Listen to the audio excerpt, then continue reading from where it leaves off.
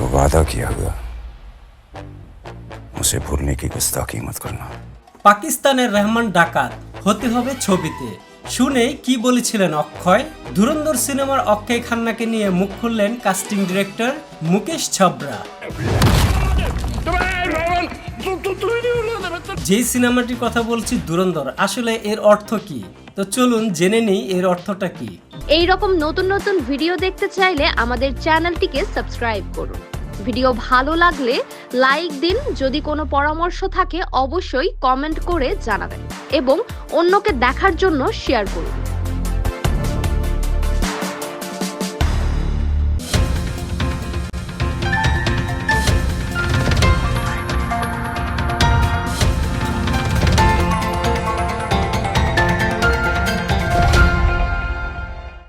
जो वादा किया हुआ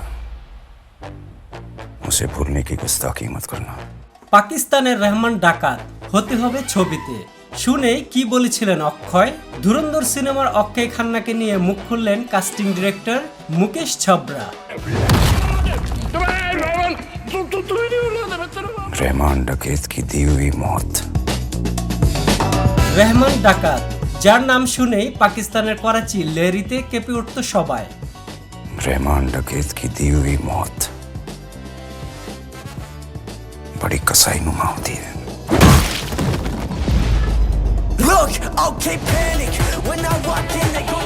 হঠাৎ করে আলোচনার অক্ষয় খান্নার সদ্য মুক্তি পাওয়া সিনেমা ধুরন্ধর। ধুরন্ধরে রহমান ডাকাতের চরিত্রে অভিনয় করে নেট দুনিয়া রিলস থেকে শর্ট সর্বত্রে তার উপস্থিতি। বিশ্বব্যাপী ছবিটির আয় 600 কোটি রুপি ছাড়িয়েছে। ছবির কাস্টিং ডাইরেক্টর মুকেশ ছবরা জানিয়েছেন ধুরন্ধরে অক্ষয়ের যুক্ত হওয়ার রহমান ডাকাতের গল্প। তো চলুন জেনে নেওয়া যাক কিভাবে সংযুক্ত হলেন তিনি।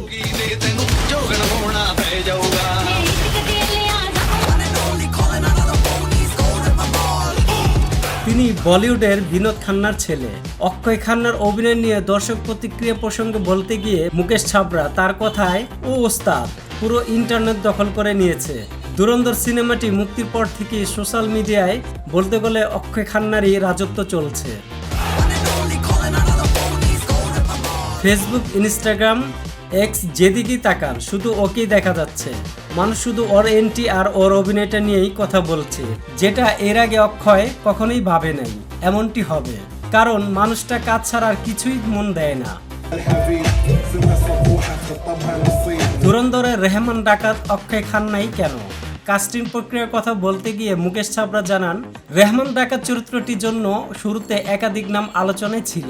তিনি বলেন, এই চরিত্রে আমরা অনেকে নাম লিখেছিলাম, তারপর ধীরে ধীরে তালিকা ছোট হয়, শেষ পর্যন্ত ওর নামে এসে থামি।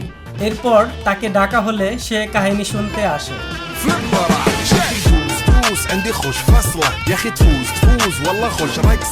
তারপর কাহিনী শোনানো শেষ হওয়ার পর অক্ষয় খান্নার প্রতিক্রিয়া ছিল একেবারে স্বতঃস্ফূর্ত।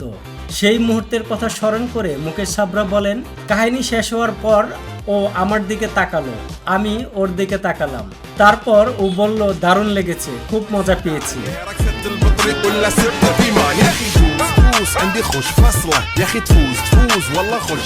তবে তার শুধু অভিনয়ের প্রতি ভালোবাসাই নয়, অক্ষয় খান্নার ব্যক্তিত্বের আরেকটি দিক মুগ্ধ করেছে মুকেশ ছবরাকে। তিনি জানান, কাহিনী শোনার পর অক্ষয় বলেছিলেন, আজ রাতেই স্ক্রিপ্টটা পড়ে দেখি, তারপর কথা বলবো।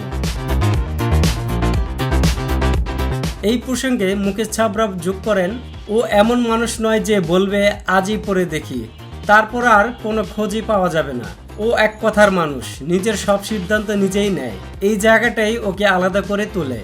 তারপর যা হলো বাকিটা সবারই জানা। আফগানি ভাষায় সিনেমাটির গানটি দর্শকদের কেড়ে নিয়েছে হৃদয়। তার উপরে অক্ষয়ের ধুরন্ধর এন্ট্রি।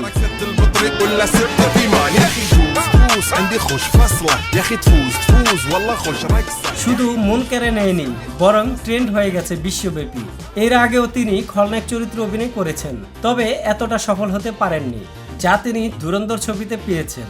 এবং ব্যক্তিগত জীবনে তিনি অমায়িক একজন মানুষ। যে সিনেমাটির কথা বলছি ধুরন্ধর, আসলে এর অর্থ কি? তো চলুন জেনে নিই এর অর্থটা কি। ধুরন্ধর শব্দের প্রথম অর্থ ছিল বারবাহী বা বারবাহক। মূলত ঘোড়া, গাধা এবং হাতি ছিল প্রকৃতির ধুরন্ধর, কারণ তারা তখন মানুষের ভারী বোঝা বহন করত। এছাড়া তাদের বিভিন্ন রকম গুণও ছিল। পরবর্তীতে এমন অসাধারণ দক্ষতার সঙ্গে যে কোনো দায়িত্ব অনায়াসে পালন করা অনেক গুণী মানুষের ক্ষেত্রেও ধুরন্ধর শব্দটি ব্যবহার করা শুরু হয়। এটি মূলত দেশের স্বনামধন্য মানুষের সুনাম অর্থে ব্যবহার করা হতো, কিন্তু বর্তমানে এর অর্থ আরও পরিবর্তন হয়ে যায়। এখন ধুরন্ধর দিয়ে বোঝানো হয় চতুর, ধান্দাবাজ, বাটপার ও লোক ঠকানো মানুষকে, যেমন করে সিনেমাতে নিজের মাকে মেরে ফেলেছিলেন রেহমান ডাকাত।